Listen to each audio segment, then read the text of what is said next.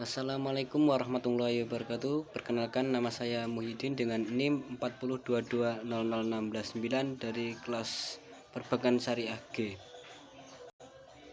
Dalam hal ini saya menyampaikan tentang skema ijarah mutahiyah bitamlik bilbai atau IMBT dengan analisis pembiayaannya.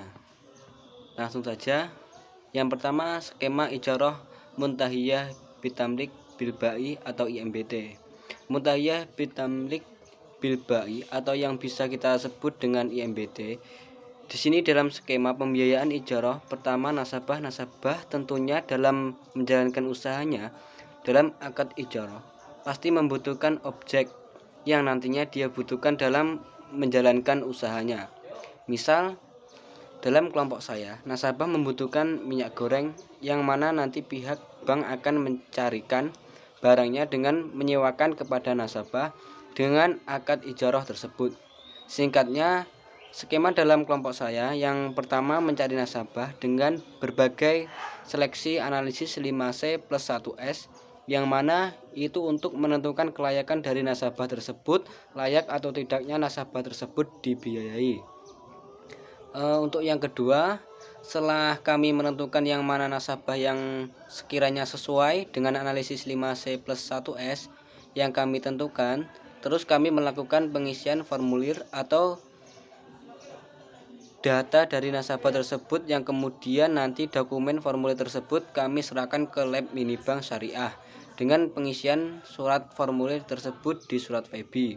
Setelah melakukan pengisian tersebut sudah diserahkan kepada pihak lab minibank, kemudian lab minibank meng-ACC dari pembiayaan yang sudah kami ajukan. Setelah minibank meng-ACC, kemudian kami melakukan pencairan modal dari yang kami ajukan tersebut.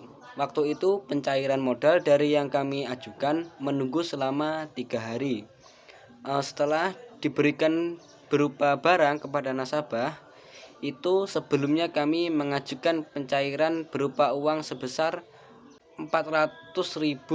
Setelah itu kami nanti memberikan nasabah dalam bentuk barang yang sudah saya contohkan tadi, yaitu minyak goreng. Minyak goreng itu kami berikan kepada nasabah berupa minyak goreng tersebut, jadi bukan berupa uang yang kami cairkan. Jadi kami belikan minyak goreng tersebut, lalu kami sewakan kepada nasabah untuk selanjutnya nasabah menggunakan barang tersebut untuk dijual kembali. Jadi nasabah tersebut benar-benar menggunakan barang tersebut untuk usahanya. Terus nasabah juga membayar sewa kepada pihak lab minibank syariah, yaitu dengan cara mengangsur setiap minggu.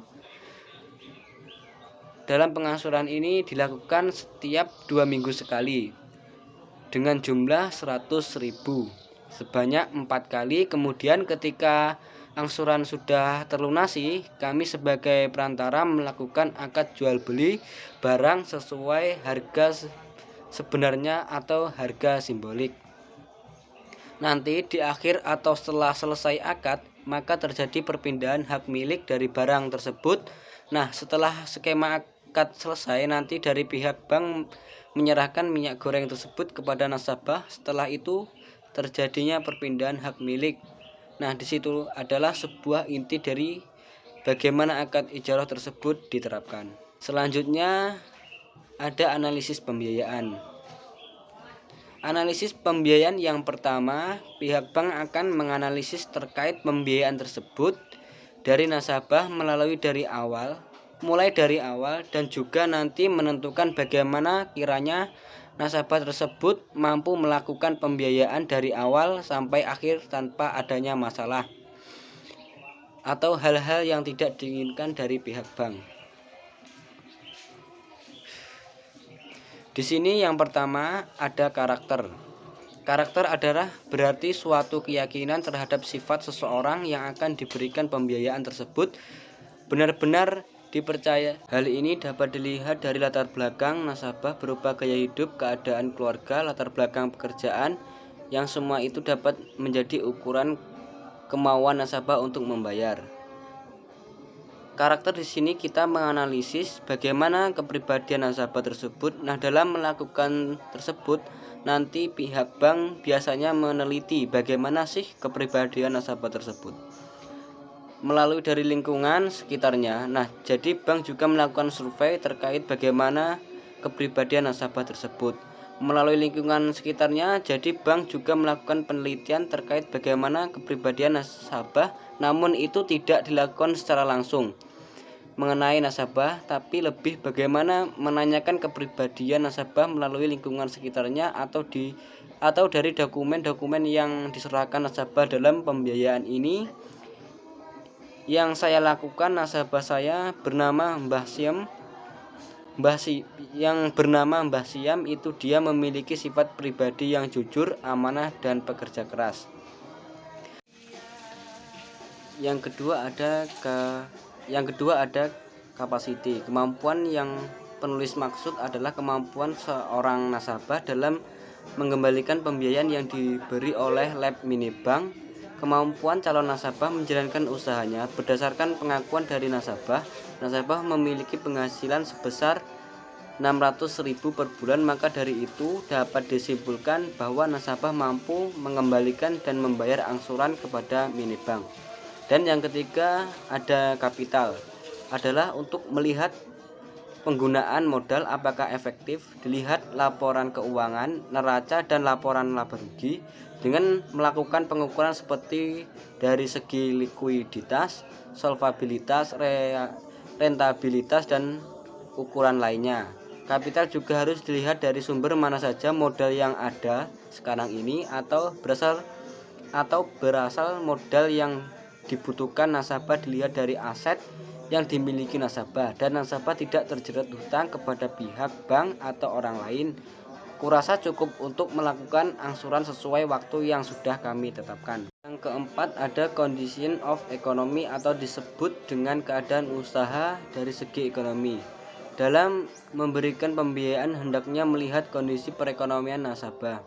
Nasabah bisa dikategorikan cukup baik dan sangat bersemangat dalam menjalankan usahanya. Jadi kecil kemungkinan apabila terjadi kredit macet atau terjadi masalah dalam pembiayaan. Yang kedua dari segi tempat tinggalnya, yaitu usaha dan tempat tinggalnya sudah menjadi milik pribadi. Dan yang kelima kolateral atau jaminan atau sebagai pertanggungan dari nasabah, merupakan jaminan yang diberikan oleh calon nasabah pembiayaan murabahah. Di sini nasabah kami tidak menjaminkan apa-apa. Meski demikian, dilihat dari usahanya cukup ramai menandakan nasabah kami mampu mengembangkan pembiayaan. Dan yang terakhir, yang keenam, syariah atau sesuai dengan fatwa DSN.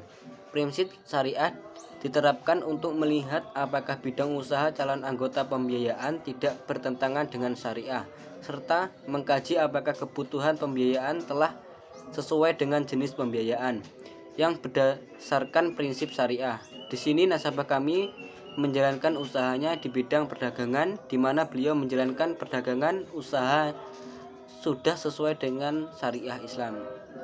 Demikian yang dapat saya sampaikan. Kurang lebihnya saya mohon maaf, saya akhiri. Wassalamualaikum warahmatullahi wabarakatuh.